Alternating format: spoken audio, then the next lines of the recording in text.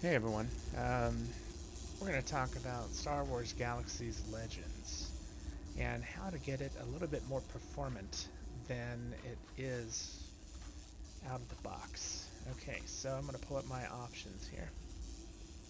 And there might be other videos out there, and I apologize if this is a duplicate, but we're going to start with our graphics, go up to the top here. I'm keeping everything at half here. This right here, you might have a tendency to throw that up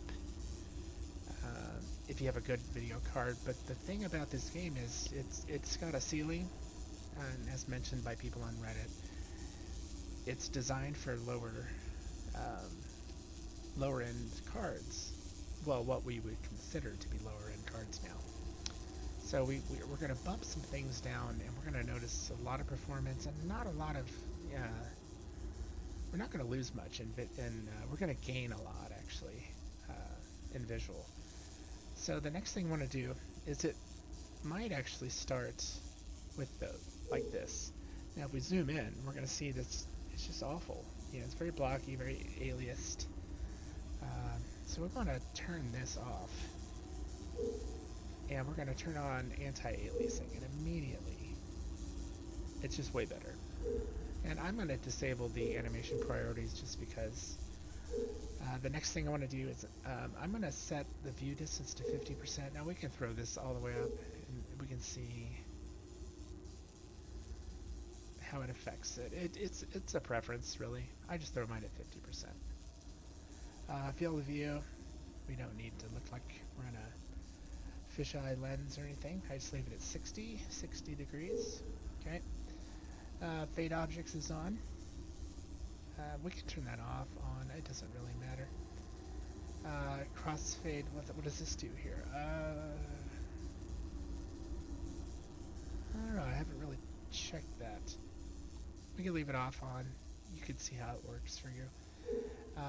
It should be known, I'm using a GTX 1070 Ti, so that's, if you're running a higher card, don't be fooled. You might still need to make these changes, again, because it's optimized for lower end cards. We're not going to force high detail here. Just if we see it's already taken a performance hit, so it's just slightly. When we come down here, we're going to keep these at 50%. Um, then we're going to skip down to the render shadows. If you look, this is just really, it just looks really good. But if you turn these off, it looks okay. I mean, if you're looking for that retro feel of way back when, this is it. If you want shadows, which I do, no difference, right?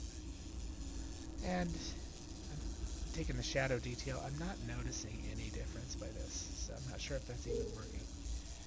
Keeping it volumetric, you're going to have issues sometimes. It's not going to look perfect. You'll have artifacting and stuff like that, but again, it's an old game. And now we're going to switch to terrain. And the global terrain, these two right here are where you will be tempted to, you know, put them up, but you don't want to do that. So watch what happens. You're not getting much, but you're losing a lot of frames. And if I put this up, yeah,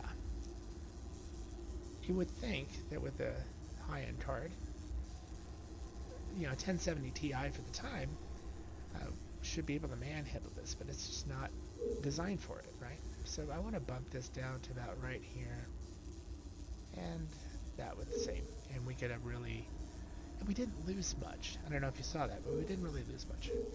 Okay, I'm going to render the flora and the distant radial flora. It's okay there. Move these up to about 45, 50, 50. And I haven't noticed any difference here with specular terrain lighting. Maybe with like Mustafar might have it, or some water, I'm not sure. So those are the things you can do to make this run really well. Now I am using, like I said, a 1070 Ti, and I have 64 gigs of RAM, but this game is 32-bit. It's not going to it's not really going to see all that ramps. It doesn't need to. Um, what we need to do is we're just going to make these changes, and it should help a little bit. So that is it. I hope it helped. If this is a duplicate, I apologize, but I figured this one out on my own. I'm sure someone already figured this out too. Alright, well, peace out. I will see you guys in the game.